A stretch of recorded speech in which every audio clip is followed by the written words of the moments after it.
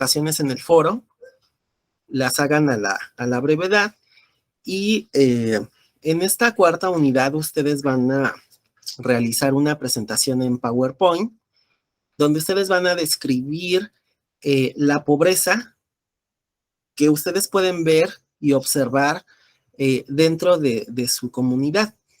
En la sesión anterior veíamos cómo ha decrecido desgraciadamente el Producto Interno Bruto, y esto se refleja en nuestra vida, en nuestra cotidianidad, y obviamente pues esto también lleva a que se vivan situaciones de pobreza. Si ustedes han visto las noticias en la televisión, en los periódicos, en las redes sociales, etcétera, se han podido percatar que es muy recurrente este tema de que la clase media prácticamente está desapareciendo y la sociedad se está polarizando. Cada vez tenemos a más gente pobre y los ricos van disminuyendo, pero esos ricos que quedan se vuelven muy, muy ricos. Entonces, mucha gente se está sumando a las filas de la pobreza. En nuestro caso, en México, ¿cómo podemos percatarnos de la pobreza? Aparte de que nosotros en nuestra cotidianidad somos testigos de ella, existen instituciones como INEGI que realiza diferentes estudios, diferentes encuestas, y en base a estos estudios, utilizando encuestas u otros instrumentos, puede medir la pobreza. Y estos datos que arroja, a su vez son retomados por Coneval, que es otra institución del gobierno federal, y el Coneval lo que hace es interpretar esos datos que INEGI recaba, y también evalúa las diferentes acciones o políticas sociales que el gobierno federal, estatales o municipales implementan para disminuir o combatir la pobreza en México. Uno de los eslogans que utiliza Coneval es que lo que se puede medir, se puede mejorar. Entonces, si la pobreza se puede medir, obviamente también se puede disminuir, se puede mejorar, se puede hacer algo para poder transformarla, disminuirla, y bueno, sería muy utópico decir que erradicarla. Pero necesitamos definir qué es la pobreza. Generalmente, cuando a una persona le preguntamos, oye, ¿tú qué entiendes por pobreza? Generalmente nos va a hablar sobre la falta de dinero. Pues pobre es quien no tiene dinero. Sin embargo, diferentes autores han mencionado que ya no podemos definir a la pobreza únicamente como la falta de dinero, sino que la pobreza va más allá. Si bien es cierto que el dinero es muy necesario para poder liberarse de la pobreza, porque vivimos en un sistema capitalista, y este sistema capitalista necesariamente utiliza como moneda de cambio para adquirir bienes, servicios, productos, etcétera, moneda, dinero. Los teóricos nos dicen, la pobreza abarca más que el dinero. Aquí ustedes en la diapositiva que les estoy presentando, van a ver 3 definiciones de pobreza. Tenemos una que fue desarrollada en el 99, otra en el 2007 y otra en el 2008. Y si ustedes las revisan cada una de ellas, se van volviendo más complejas y van tomando en cuenta más elementos. Por ejemplo, el concepto de pobreza de 1999 nos dice que esta autora, Amartya Sen, considera que la condición de pobreza de una persona corresponde a un grado de privación que obstaculiza el desarrollo pleno de sus capacidades y su libertad de tener y ser lo que cada uno considera racionalmente que vale la pena tener y ser. De acuerdo con el enfoque teórico sobre capacidades y funcionamientos de este autor, lo que importa en última instancia es la voluntad de una persona para escoger sus funcionamientos. Para ejercer esta libertad, un individuo requiere un mínimo de bienestar social que le dote de la capacidad de elegir estos funcionamientos. Sin embargo, podemos ver que el capitalismo, ¿qué nos dice? Tú puedes llegar a ser tan rico como tú quieras. Aquí lo que importa es tu esfuerzo, que le eches ganas, que estudies, que trabajes arduamente, etcétera. Pero vemos que a veces el esfuerzo no es necesario. ¿Por qué? Porque una persona no puede tener esta movilidad social de forma tan simple como se maneja dentro del capitalismo. Aunque yo estudie, aunque le eche ganas, etcétera, va a ser muy difícil, ¿no? ¿Por qué? Porque a final de cuentas van a existir personas que van a tener ventaja por encima mío. Pensemos en gente que toda su familia ha sido siempre rica y que ellos heredan ya una riqueza. Entonces, aunque yo, que soy pobre y que me preparo y que estudio y aunque le echo muchas ganas, pues difícilmente voy a poder alcanzar a esas personas, ¿no? Que ya han sido favorecidas por otras generaciones, por sus antecesores. Hay otra definición de Nolan y Whelan del 2007.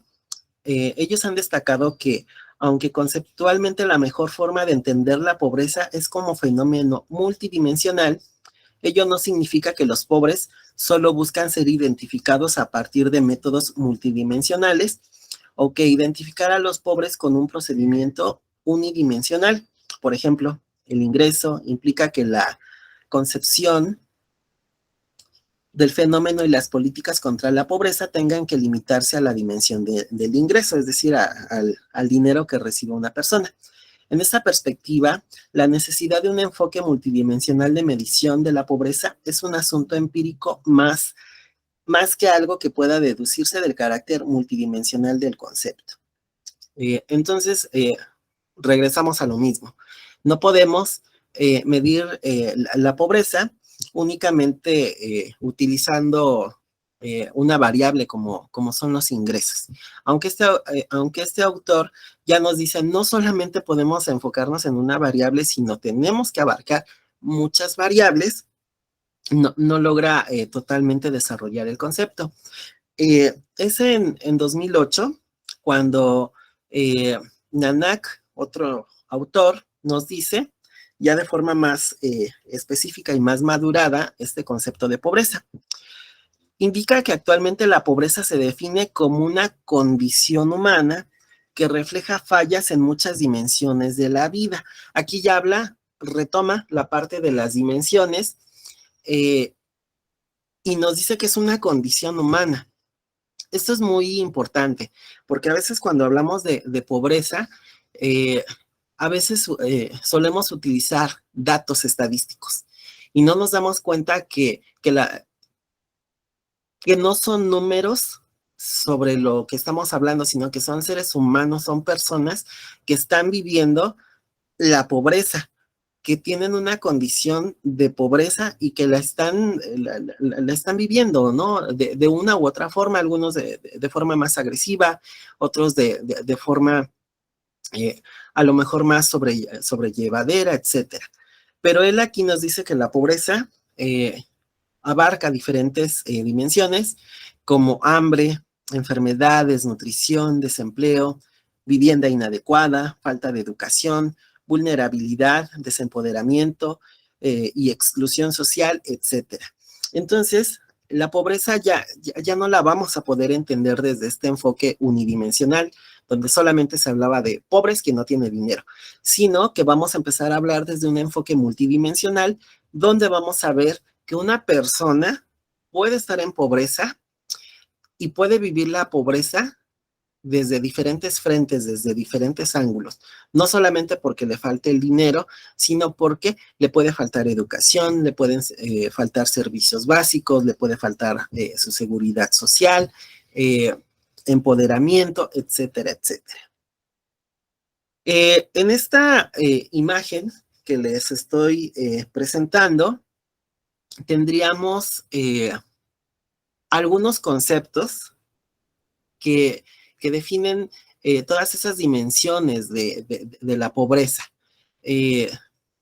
La pobreza va a traer consigo desempleo, una vivienda que no es digna para que una persona o varias personas la habiten, falta de una buena economía, violencia familiar, mala educación, baja escolaridad, servicios de salud deficientes, no tener acceso a muchos servicios o incluso no sea una carretera, a un hospital, a medicamentos, la marginación, la migración, incluso, ¿no? El colonialismo.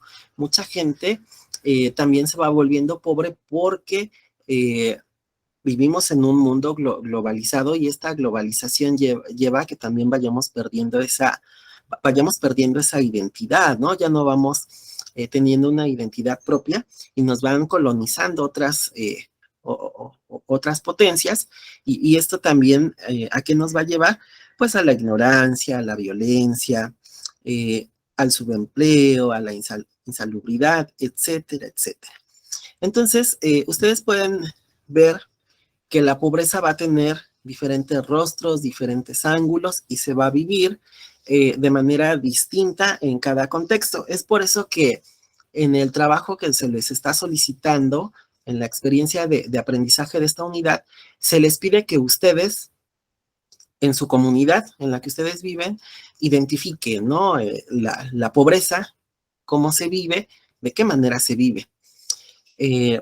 ¿Hasta aquí alguna pregunta, alguna duda, algo que quieran comentar?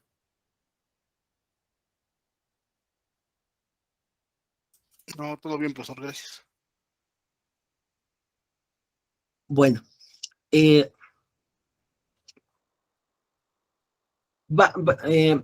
problema de la pobreza también va a necesitar ser medido y esto lo van a hacer principalmente nuestros gobernantes para poder implementar políticas de desarrollo social que ayuden a revertir esta situación de pobreza.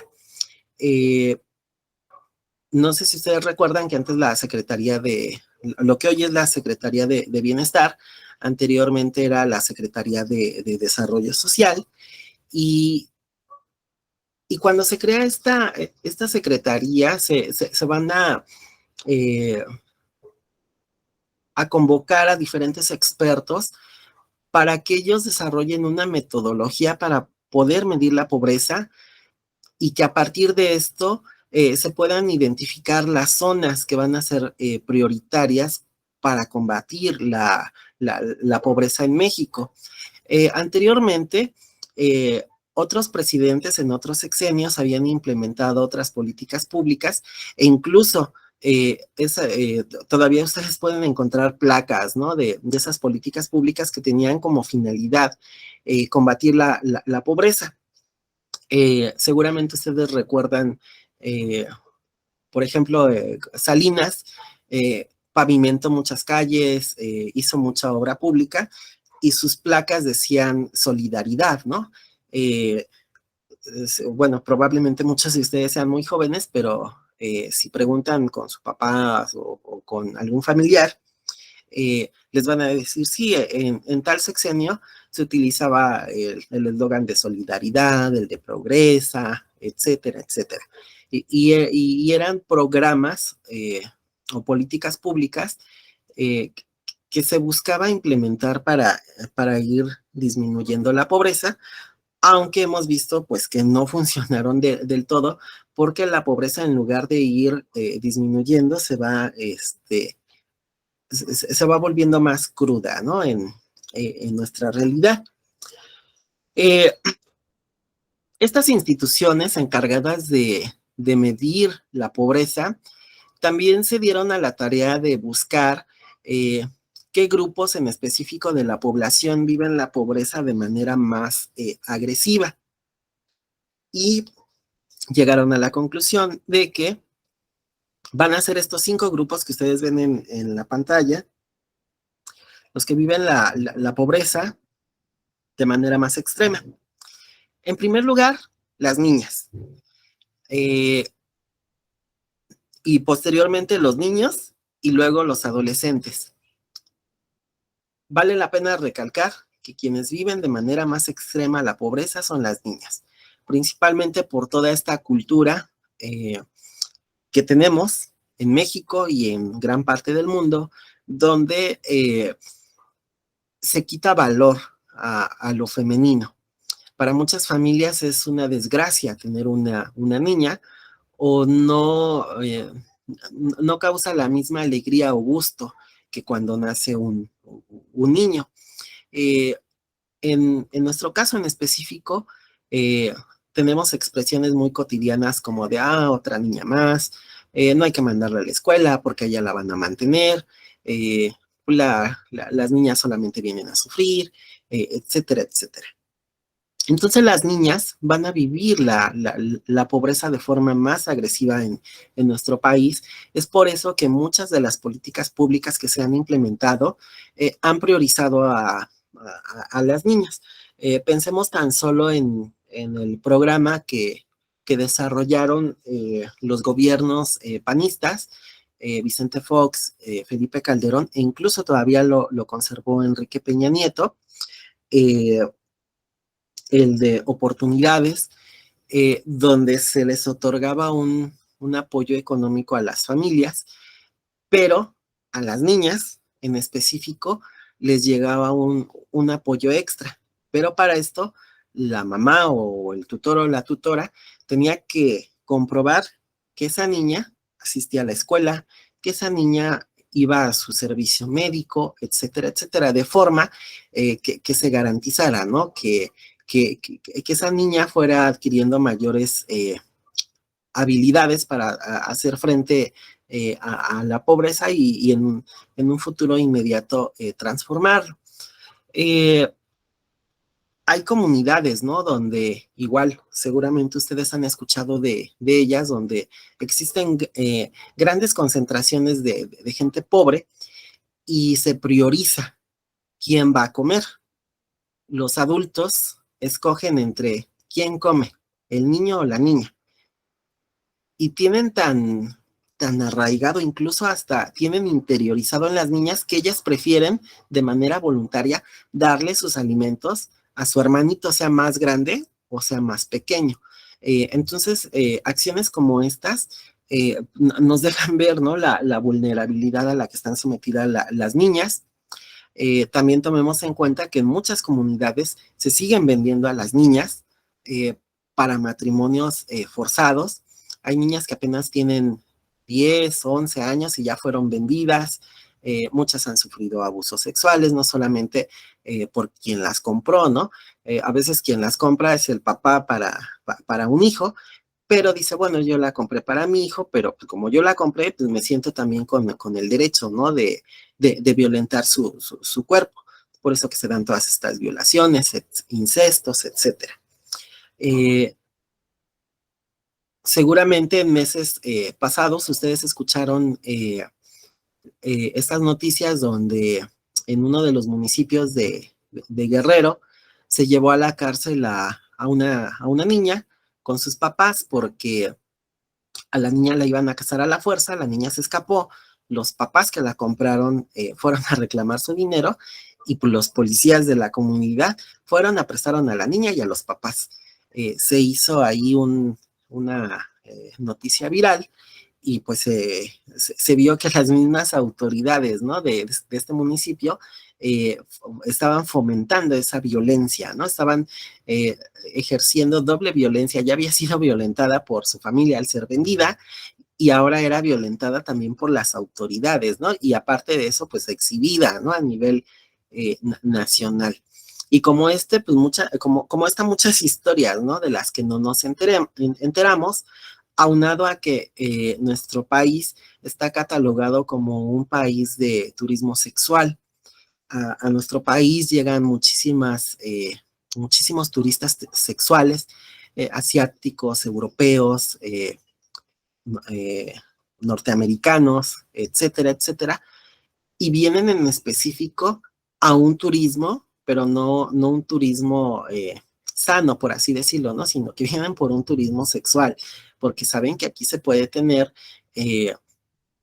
relaciones con menores de edad. Eh, en los principales puertos, en las principales zonas turísticas de nuestro país, pues existe muchísima pedofilia, y no solamente con niñas, ¿no? Sino también con niños.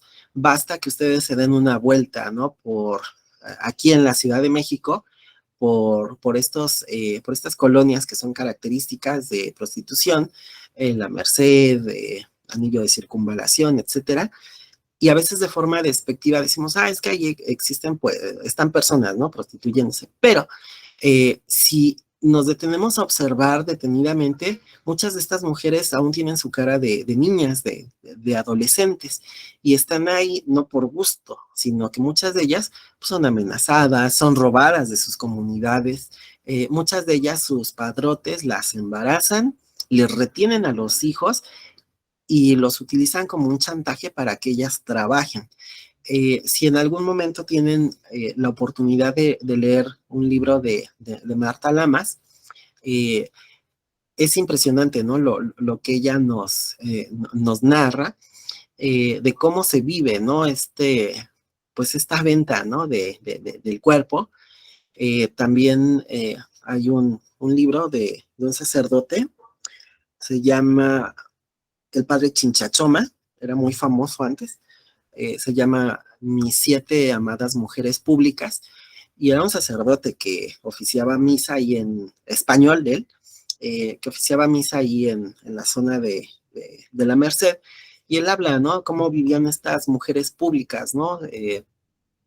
Pues su día a día, e incluso pues nos deja ver que algunas de ellas pues eran menores de edad, habían sido engañadas, violentadas en muchas formas, ¿no? Y aparte violentadas por las autoridades, ¿no? Por los policías, por todas esas eh, cadenas de corrupción. Y bueno, también están los niños, los adolescentes. En general son tres grupos que al no tener un desarrollo físico, intelectual, pues difícilmente pueden hacer frente, ¿no? A la pobreza. En segundo lugar, tenemos a los jóvenes que también se vuelven vulnerables porque están estudiando, porque no tienen todos los medios para salir adelante, etcétera. En tercer lugar, tenemos a los adultos mayores. Recordemos que nuestra sociedad es una sociedad muy hedonista que valora mucho la juventud. Y cuando una persona llega a cierta edad, empieza a ser desvalorizada. Eh, Ustedes han visto que muchos trabajos ya no aceptan a gente que tenga más de 35 años de edad. Vean ustedes todos esos comerciales, ¿no? Donde se publican tinte para desvanecer canas, crema para combatir las arrugas. Estamos obsesionados con no envejecer, y esto obviamente pues lleva a ejercer violencia contra estas personas, ¿no? Con los adultos mayores, eh, que si no tuvieran la oportunidad de pensionarse o de tener una forma de asegurar su vejez, tienen que seguir trabajando. Muchos, aunque tengan su pensión, a veces sus familiares directos o indirectos van y les quitan el dinero, ¿no? De lo que están cobrando, incluso de apoyos del gobierno, de manera muy sutil, que incluso lo vuelven natural, ¿no? Oye, mamá, es que pues mis hijos ya no tienen zapatos. Pues la mamá tiene que sacar de la pensión o del apoyo que le bajó por medio de algún programa social para cubrir gastos de hijos, de nietos, para cubrir sus alimentos.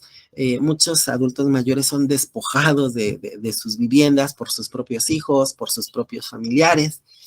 Y no es raro que en diferentes lugares veamos a gente mendigando, ¿no? Y muchos de ellos incluso son reclutados por grupos del crimen organizado que los ponen a mendigar, les recogen el dinero y los tienen secuestrados. Eh, Vayan ustedes a ciertos lugares y van a ver a adultos mayores que están trabajando de limpieza. ¿Por qué? Pues porque como tienen necesidad, cobran más barato. Entonces, pues se les dice, ¿quieres trabajar? ¿Quieres ganarte algo de dinero? Pues te pago, si a una persona joven le pago 2,000 pesos, a ti nada más se voy a pagar 1,000 pesos, ¿no? Porque pues ya estás más grande, ¿no? Eh, y también bueno, es el tercer grupo más vulnerable. De ahí le sigue la población indígena. Recordemos que en nuestro país nosotros tendemos a ser muy racistas, pero no con personas de piel color negro, porque, bueno, no hay una gran concentración de población negra en nuestro país, de piel negra, eh, o afrodescendientes, para decir el término correcto, eh, pero sí hay mucha población indígena y nosotros a veces para insultar a alguien tendemos a utilizar esta palabra de indio o india, ¿no?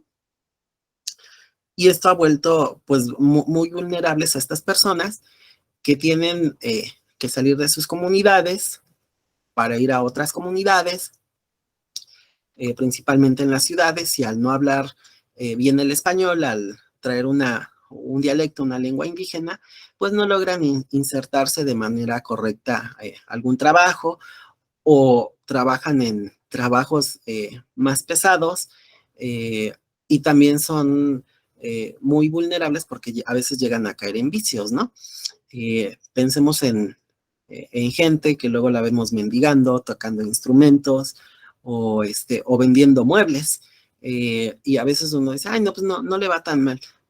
Pero el simple hecho de sacarlos de su comunidad o que vivan en su comunidad, pero que no tengan empleo o ingresos, pues eso también nos hace ver que la pobreza también les llega y les permea, ¿no?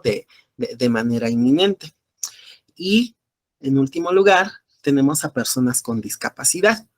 Eh, Muchas de estas personas no tienen acceso a buenos sistemas educativos, eh, porque no solamente la discapacidad tiene que ver con alguien que use silla de ruedas, muletas, algún aparato auditivo, que sean ciegos, un bastón, etcétera, sino que también hay gente que tiene, no sé, no tiene un desarrollo, digamos que equivalente a otras personas, o tienen alguna enfermedad mental, etcétera. Y desgraciadamente el Estado no ha creado instituciones para atender a esas personas. Se han cerrado muchas de estas instituciones que atendían a estos grupos vulnerables. Incluso, ¿no? Vemos que cada diciembre, ¿no? Se hace este famoso teletón que lo organiza la iniciativa privada, ¿no? Cuando tendría que ser algo que debe de implementar el Estado, eh, y que sabemos que la iniciativa privada pues no hace nada de gratis, ¿no? Lo hace porque detrás de eso pues hay cierta ganancia, porque un capitalista no va a hacer nada si no tiene una ganancia, y eso está más que demostrado. ¿Hasta aquí alguna duda, pregunta o comentario? ¿Algo que quieran aportar?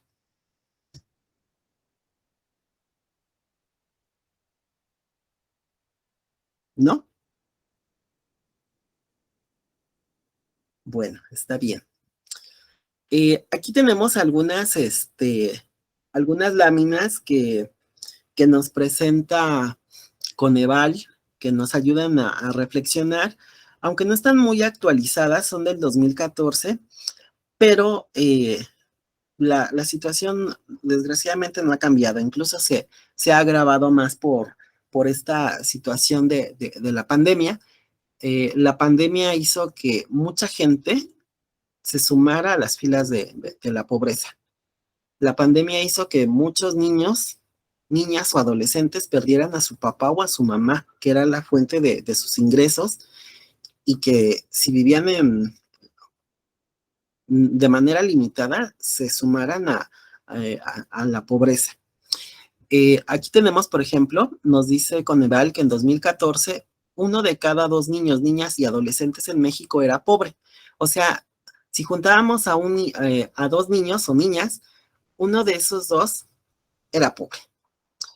3 de cada 4 niñas, niños y adolescentes en México tenían carencias en alguno de sus derechos sociales y 1 de cada 4 tenía 3 o más carencias sociales. Es decir,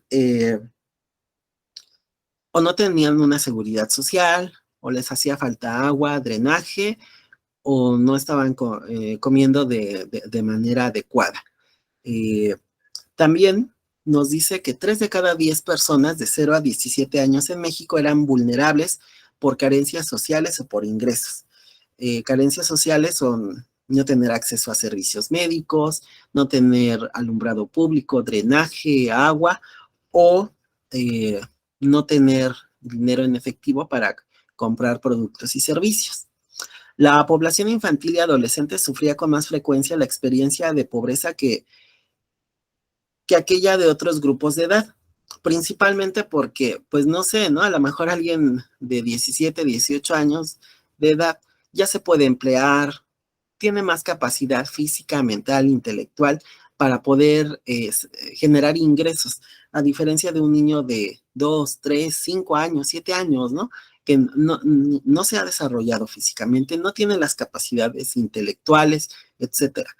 O ustedes pueden decir, no, pues es que yo ya veo niños trabajando, pero muchos de ellos son explotados, ¿no?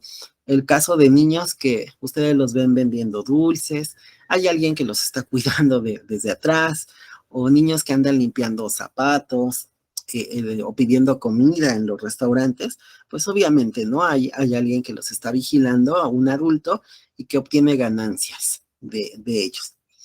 1 de cada 6 niñas, niños y adolescentes en México no era pobre ni vulnerable en 2014. O sea que de cada 6, 5 eran pobres y vulnerables y solamente uno no era ni pobre ni vulnerable. Y nos dice que también el 78.6% de niñas, niños y adolescentes en hogares indígenas y 90.8% de quienes hablaban una lengua indígena se encontraban en situación de pobreza. O sea que aquí se agrava. La estadística es muy alta, 78.6, y si hablaban un dialecto lengua indígena, aumentaba a 90.8%. Entonces, de acuerdo a esto, debemos de resaltar que la pobreza, les decía, en primer lugar, no son números. La pobreza son situaciones reales que están viviendo personas, seres humanos, y que no merece la pena únicamente verlos como una estadística más, sino verlos como de una forma empática, en que son seres humanos que están viviendo una experiencia específica, local y circunstancial de vivir la pobreza. Eso nos debe de quedar claro, ¿no? Porque a veces los noticieros o los informes que dan los diferentes funcionarios públicos hablan en porcentajes. Pero muchos de esos porcentajes, son importantes los porcentajes porque nos ayudan a dimensionar el problema, pero nosotros debemos de esos porcentajes también traducirlos a que son seres humanos, que son personas que están viviendo una situación pues de pobreza. Les decía que la pobreza se tiene que medir principalmente para que los funcionarios públicos que nos gobiernan implementen medidas traducidas en este caso en programas de desarrollo social, en políticas públicas que ayuden a revertir esa situación. Aquí vemos que, por ejemplo, el artículo 36 de la Ley General de Desarrollo Social, en 2004, va estableciendo 8 puntos para la medición de la pobreza. Va a utilizar el ingreso corriente per cápita, el rezago educativo promedio en el hogar, el acceso a los servicios de salud, el acceso a la seguridad social, la calidad y espacio de la vivienda, acceso a los servicios básicos en la vivienda, acceso a la alimentación y grado de cohesión social. Esto van haciendo las diferentes dimensiones de las que hablábamos al principio, en las que se va a empezar a medir la pobreza. Posteriormente, el artículo 36 ya de manera actual, se le va a sumar un punto más. Entonces, de 8 que teníamos en el 2004, a la actualidad ya tienen 9. Entonces, se contempla hoy en día el ingreso corriente per cápita, el rezago educativo promedio en el hogar, el acceso a los servicios de salud, acceso a la seguridad social, calidad y espacios de la vivienda, acceso a los servicios básicos en la vivienda, acceso a la alimentación nutritiva y de calidad, grado de cohesión social y accesibilidad a carretera pavimentada. Y es que hice énfasis en acceso a la alimentación nutritiva y de calidad porque mucha gente puede decir, es que yo sí como, pero y incluso puede estar gordita, ¿no? Pero eso no significa que esté comiendo de manera adecuada. Ya habíamos visto en sesiones anteriores que un problema de salud pública en nuestro país es que mucha gente es diabética. El sistema capitalista nos vende la enfermedad y también nos vende la cura. Existen todas estas empresas que venden refrescos o comida muy procesada que tiene altas cantidades de azúcar, que indudablemente pues hacen destrozos en nuestro organismo, en nuestro páncreas, y pasamos a ser personas diabéticas. Y esas mismas empresas que nos vendieron todos estos productos tienen inversiones en farmacéuticas, pues que ya nos venden todas estas medicinas pues, para controlar la glucosa, para medir la glucosa, para hacer diálisis, etcétera, etcétera. Por eso les decía que nos venden la enfermedad y también nos venden la medicina. Aquí en esta siguiente diapositiva tenemos los fundamentos normativos de la medición de la pobreza en México, de la Ley General de Desarrollo Social, el artículo 1, el artículo 6, el artículo 36, y bueno, si ustedes tienen oportunidad o por curiosidad, cuando quieran analizar cómo es que funciona un programa de desarrollo social, vayan ustedes a buscar las reglas de operación de ese programa de desarrollo social. En estas reglas de operación nos va a decir cuál es la población objetivo, por qué se determinó que esa población es objetivo y va a estar fundamentada en esta Ley General de Desarrollo Social. Porque como a final de cuentas se van a utilizar recursos públicos, pues se tiene que fundamentar bien y se tiene que volver público toda esa información. Y lo pueden, les digo, consultar en las reglas de operación. En esta siguiente diapositiva, vemos los aspectos que se toman en cuenta para estudiar la pobreza en México. Sigue apareciendo el bienestar económico. El tener dinero constante y sonante sí influye para saber si una persona es rica o es pobre. Pero les decía, va a haber otras dimensiones que también van a ayudar a medir esa pobreza. Aparte de que yo no tengo dinero, puede que tampoco tenga acceso a un servicio de salud que no esté asegurado o que no tengamos un centro de salud cerca o que si yo me enfermo de manera no tan grave a muy grave, no tenga en dónde atenderme.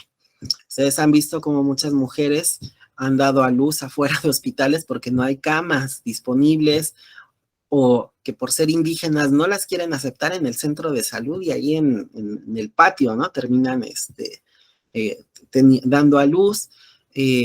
Ahora con la pandemia vimos que mucha gente Si no tenía dinero, tenía que empeñar hasta la casa para tener acceso a un servicio de salud, porque muchos hospitales públicos ya estaban saturados y entonces había que ir a hospitales públicos y cobran, ¿no? Por día, y muchos de ellos incluso piden una fianza, ¿no? Deja cierta cantidad, conforme se vaya acabando esa cantidad, tienes que ir ingresando más. Eh, otro, otra forma de medir la pobreza es la alimentación. Eh, Mucha gente come o comemos algo que nos llena, pero no algo que nos nutra, porque comer de manera saludable hoy en día es muy caro. Eh, Ustedes probablemente han escuchado, ¿no? ¿Qué dieta debemos de seguir para estar sanos, jóvenes, fuertes? Pero muchos productos no son tan accesibles. ¿Qué te recomienda un nutricionista? Come salmón. ¿Cuánto cuesta un kilo de salmón? ¿Cuántos podemos comer de manera regular? Salmón, atún, come aguacate. ¿Cuántos podemos estar comiendo aguacate de manera regular? Come frutas y verduras, pero que sean orgánicas, es decir, que no traigan químicos, pesticidas, casi que sean de estas verduras hidropónicas, ¿no? Que crecen con pura agüita, libres de tocar la tierra. Existen, pero vayan ustedes a un autoservicio donde venden este tipo de producto y es muy, muy caro, o tiendas veganas, ¿no? Donde un jugo, un licuado, todas estas cosas que nos hacen bien son muy, muy caras. Y mucha gente prioriza, dice, pues vamos a comer para lo que me alcance, y si me alcanza más para una maruchan y esa te va a quitar el hambre todo el día, pues te comes la marucha. O si una torta de tamal te va a quitar el hambre, a lo mejor es más saludable prepararte una ensalada, pero me va a salir más cara la ensalada que la torta de tamal, pues prefiero, o sea, mi realidad me dice que pues, mejor te compro una torta de tamal, una rebanada de pizza, en lugar de comprarte una agua embotellada, pues nos vamos por una coca de 2 litros, etcétera, etcétera. Eh, Otra dimensión para medir la pobreza es el acceso a los servicios básicos en la vivienda. Eh, Agua, luz, drenaje, internet, etcétera, etcétera. Para muchos de nosotros puede parecer algo cotidiano y banal, pero para mucha gente no. Mucha gente ya está viviendo la escasez de agua. Eh, en muchas zonas de Iztapalapa, en municipios cercanos como Nesa, la escasez de agua es evidente. Eh, Mucha gente pues, aún no tiene su calle pavimentada, eh, o esta misma pavimentación de muchas calles lo que hace es que el ambiente pues, se caliente y se contamine y venga ese efecto invernadero, ¿no? O sea que hasta eso nos afecta. La calidad y espacios de la vivienda. Mucha gente vive hacinada.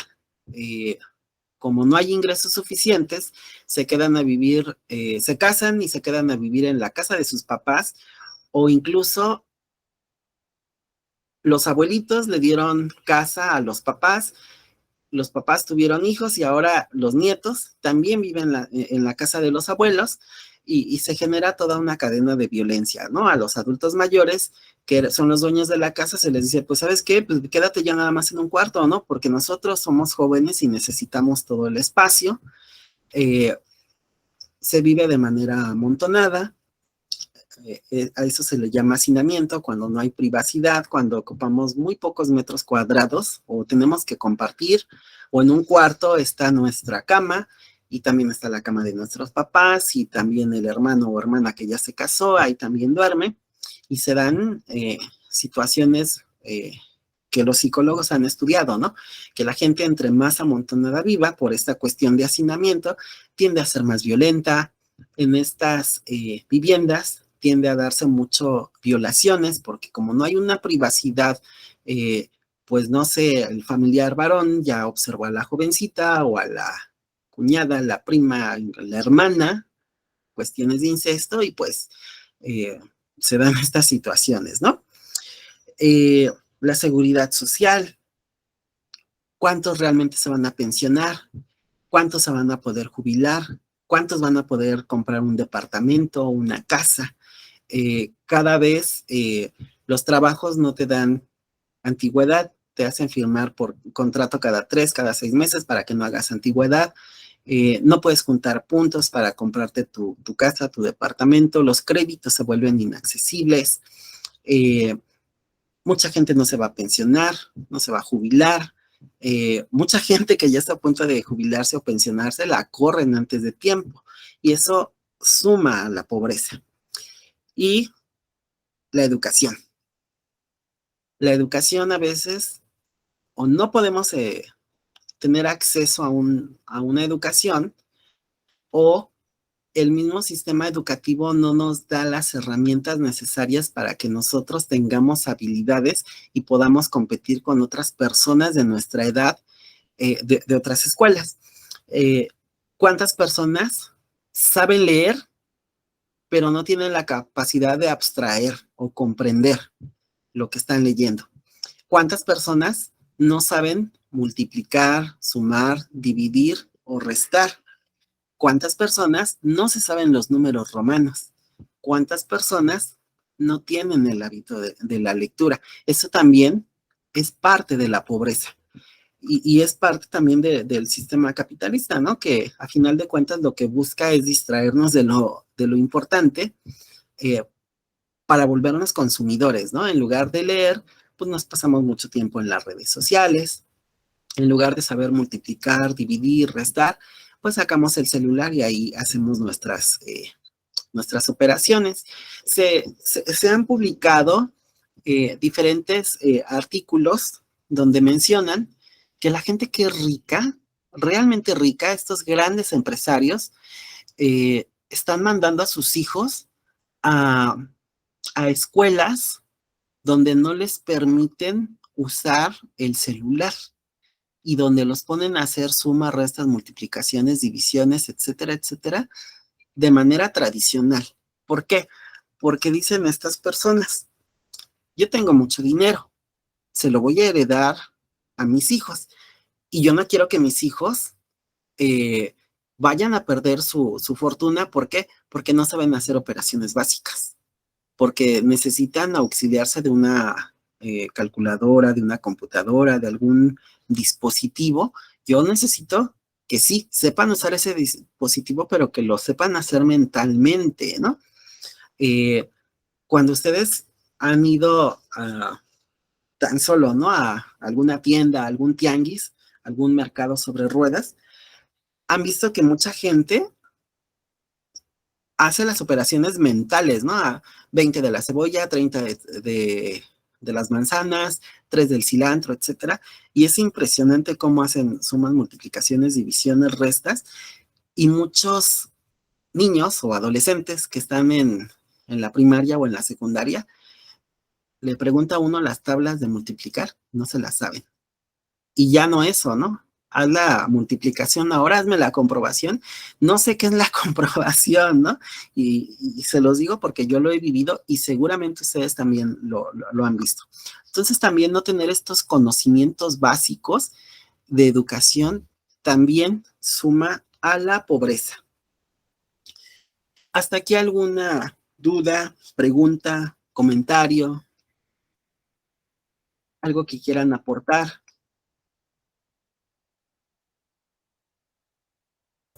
No, profesor. ¿No? Bueno, en esta diapositiva tenemos, bueno, es la metodología que va a utilizar Coneval para medir la pobreza. En este caso, es la forma en la que va a graficar la pobreza. En pobreza extrema, va a colocar a todas las personas que no tienen, que aún así juntando todo el dinero que tengan ellos, no les alcanza para comprar comida. La pobreza extrema es cuando una persona no tiene ni siquiera para comer. Es sorprendente, pero pasa en nuestro país. Hay muchas comunidades, ya les mencionaba, ¿no? No solamente en Guerrero, en Oaxaca, en Chiapas, ¿no? Sino también colonias, ¿no? Donde nosotros vivimos, donde mucha gente no tiene para comer. Y a veces el sistema nos dice, es que es gente que no trabaja, es gente floja, etcétera, etcétera. Pero muchas veces va más allá de ellos, ¿no? Eh, ya creo que en la primera sesión hicimos referencia a unas personas que recogieron comida en la central de abastos, pero esta comida venía envenenada y fallecieron. Y es una realidad, mucha gente eh, que está viviendo la pobreza porque son indígenas, porque tienen alguna discapacidad física, mental, etcétera, porque no se cayeron en algún vicio, van y recogen comida de la basura. ¿Por qué? Porque no tienen para comprarla. Y es una realidad en las ciudades y también en provincia, ¿no? O les ponía el ejemplo de gente que prioriza, ¿no? De hoy, pues nada más comen los niños y nosotros tomamos agua, y nos vamos a dormir temprano para a ver si durmiendo se nos olvida un poco, ¿no? Que tenemos hambre. Luego, en este color como amarillo mostaza, está la pobreza moderada. Es gente que sí tiene para comer, pero a lo mejor vive en una casa muy humilde o de desechos, o que no tiene servicios, no tiene agua, no tiene drenaje, eh, o todos tienen que trabajar para medio comer, o los niños no van a la escuela, o en general nadie va a la escuela, o solamente saben leer o escribir, o ni siquiera saben leer o escribir. Eh, Luego está la gente que son vulnerables por carencia social, probablemente si hay una casa, si hay comida, pero a lo mejor pues solamente me quedé en un nivel básico de primaria o de secundaria, o mi sueldo es muy, muy bajo y no solamente tengo que trabajar yo, sino también mi esposa y tenemos que echar mano del apoyo que le llega al abuelo, a la abuela, etcétera, etcétera. Va a haber gente que va a ser vulnerable por ingresos, a lo mejor está desempleada, a lo mejor tiene alguna enfermedad, alguna discapacidad que ya no le permite trabajar y solamente vive pues de apoyos o de dádivas que recibe. Y en color verde, que si se fijan es lo menos, es la gente que no es pobre y no es vulnerable, pero es mínimo, ¿no? Es muy raro que exista gente que no sea pobre y no vulnerable y está muy focalizada esa población. Ya les había mencionado que al menos aquí muchas de estas personas que no son pobres y no son vulnerables viven en la delegación Benito Juárez o en Miguel Hidalgo, pero en ciertas colonias, ni siquiera en toda la delegación, en ciertas colonias. Eh, en, Quedamos que también en Monterrey, en San Pedro Garza García, también ahí vive gente que no es pobre y no es vulnerable. Y bueno, es básicamente lo que quería mostrarles. Es más extensa esta presentación. Esta presentación yo tomé un curso en Coneval. Si ustedes pueden tomarlo, se lo recomiendo. Eh, es un curso que da el gobierno federal. Eh, Busquen cursos del Coneval gratuitos. Lo da por medio de una plataforma que se llama Aprende MX y les va a servir muchísimo, ¿no? Porque les presenta toda una panorámica sobre la pobreza en México.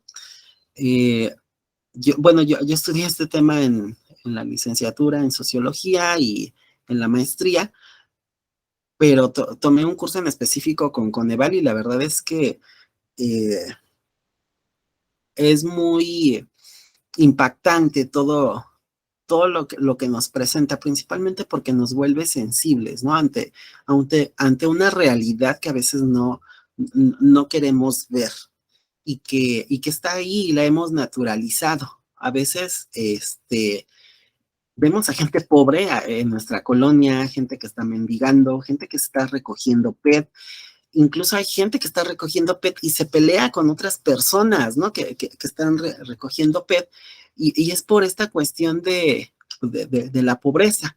Gente que está buscando entre la basura o afuera de los mercados que tiran frutas o verduras. ¿Por qué? Pues porque no les alcanza. Y a veces ya lo vemos tan natural, gente que está durmiendo en la calle. Y no solo eso, ¿no? Un indicador también de pobreza y de vulnerabilidad tiene que ver con la cohesión social. Hay muchas comunidades donde el crimen organizado prospera porque al haber mucha gente pobre, el crimen organizado dice, aquí puedo reclutar a jóvenes que necesitan dinero, los jalo conmigo para que cometan actividades ilícitas, o a mujeres, ¿no? Las inmiscuyo desde el tráfico, la prostitución, etcétera, etcétera. ¿Por qué? Porque son vulnerables, y estar en pobreza y en vulnerabilidad lleva a que las personas realicen acciones que en otras circunstancias no las harían. Hay una persona que estaba en el crimen organizado, era profesor y se vuelve un prófugo de la justicia. No les puedo decir el nombre, pero seguramente si buscan ustedes lo van a encontrar. Y la revista Proceso lo entrevista de forma clandestina, se pacta la entrevista, y este señor está con las personas que lo cuidan y lo protegen. Es de Michoacán, por cierto, si no mal recuerdo. Y el entrevistador le dice, ¿por qué estas personas aceptan trabajar con usted si ellos saben que en cualquier momento pues pueden perder la vida? Porque a lo que ustedes se dedican es algo que pone en una situación constante de peligro de perder la vida, ¿no? Y este señor le dice, pues no sé, pregúntale directamente a ellos. El reportero le pregunta al guardia que está protegiendo a este sicario, y le dice, ¿por qué? Y él le contesta, mire, dice, yo era pobre, era campesino, por más que trabajaba, no lograba tener nada de dinero, vivía en una condición de pobreza extrema. Yo me meto a trabajar con él y empiezo a prosperar. Yo ya le aseguré la vida a mi mamá, a mi esposa, a mis hijos y a toda mi familia. Yo sé que en cualquier momento voy a perder la vida, pero prefiero perder la vida, pero haber vivido 1 año, 5 años o 10 años bien, como un ser humano, haber comido bien, haber asegurado a mi familia, dormir en una cama, etcétera, a vivir toda mi vida en la pobreza.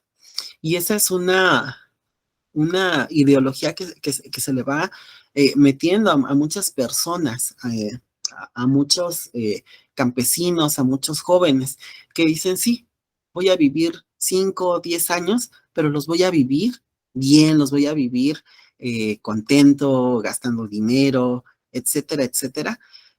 Prefiero eso a vivir toda una vida de miseria y de pobreza. Entonces, así se va volviendo de cruel, ¿no? Este sistema, y es por eso que también ha prosperado mucho, ¿no? Este crimen organizado y la pobreza y muchos males sociales que tenemos actualmente. Les recomiendo, no para la materia, sino como cultura general, leer la de Emma y las señoras del narco. Si ya alguno de ustedes tuvo la oportunidad de leerlo, va a encontrar esta historia, ¿no? De una mujer de provincia que va a tener acceso a ver cómo viven otras personas que tienen dinero, inmiscuirse en actividades ilícitas va a ser la forma de tener movilidad social y termina, ¿no? Ahí metida, ¿no? En todas estas cuestiones. Pero me gustaría escucharlos. Si tienen alguna duda, alguna pregunta, algún comentario, alguna opinión, algo que quieran aportar, sumar.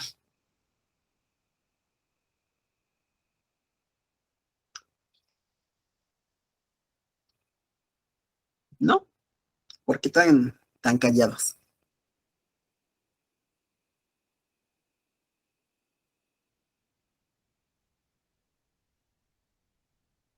¿Nadie? Tania, Noé, Stephanie, Margarita, Ray, Víctor Hugo, alguien que quiera hablar, participar.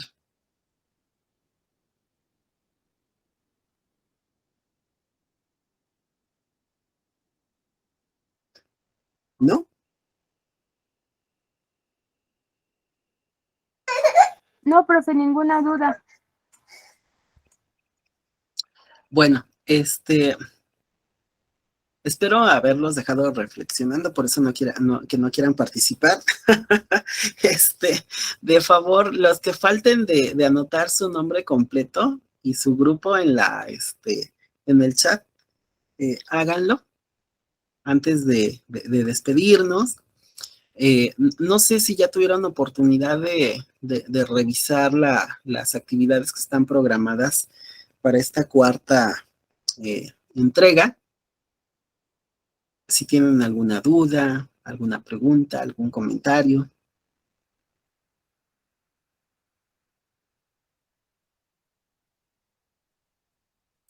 No, profesor, por el momento todo bien. Muchas gracias. Bueno, antes de despedirnos, varios entraron posterior a que inició la sesión. Les comentaba a sus compañeros que entraron un poquito antes de las 6 o incluso después de las 6. Les comentaba que me llegó una invitación por parte del jefe de carrera del instituto, donde hace una invitación a que 8 de los estudiantes que están conmigo puedan asistir a un campamento el día 10 de diciembre, ahí en la unidad, en la Gustavo Madero. Es un sábado. No nos ha dado mayores detalles en qué va a consistir este campamento, pero quisiera preguntar a los que entraron posteriormente si están interesados en asistir para anotarlos.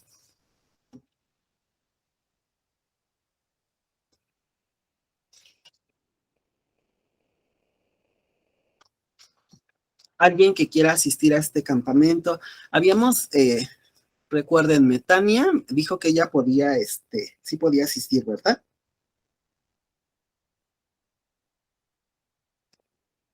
Aparte de Tania, ¿quién más me dijo que podía asistir? Recuérdenme creo que les dije que se anotaran en el chat, ¿verdad?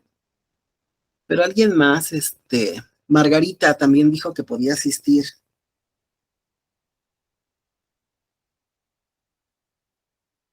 ¿Quién más? ¿Alguien más se anima?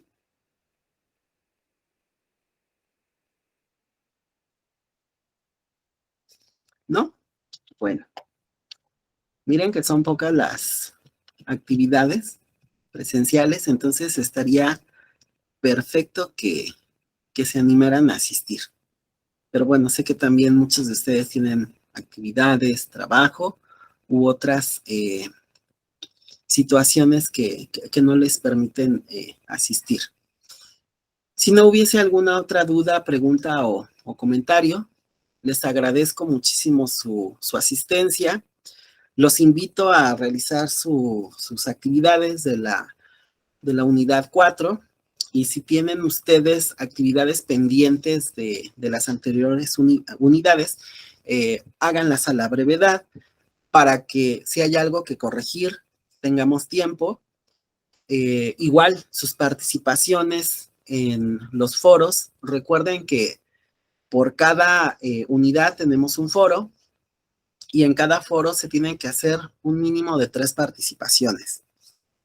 Si solamente hacen una participación, la ponderación de su calificación es mínima, pero si hacen 2 participaciones, sube su calificación, y si hacen 3, pues se completa al 100% su calificación, siempre y cuando sus 3 participaciones cumplan con lo establecido en el foro, es decir, que sean participaciones que ayuden a nutrir el diálogo, la discusión y a sumar dentro del foro. Si no hay otro pendiente, otra pregunta, les agradezco mucho y me despido de ustedes. Y nos veríamos en la siguiente sesión, que sería la última. Y en esa sesión vamos a hablar sobre el proyecto integrador que ustedes tienen que realizar. Este proyecto integrador consiste en todos los trabajos que hicieron en las anteriores unidades, lo van a concentrar. Bueno, es un adelanto, ya les daré las especificaciones, pero van a utilizar muchos de esos conocimientos en este trabajo final, en este trabajo integrador. Por mi parte es todo. Muchas gracias por conectarse y cualquier duda, pregunta o comentario, estoy en el foro de dudas, estoy en el correo electrónico o en la siguiente sesión síncrona, en la que nos veamos, y ojalá se animen y alguien más tarde me escriba y me diga, profesor, si quiero ir al campamento. Si van al campamento, pues ya nos veremos ya de manera personal. Muchas gracias. Gracias, profesor. Nos vemos, Noé. Hasta luego. Gracias, hasta luego. Nos vemos, cuídate, hasta luego.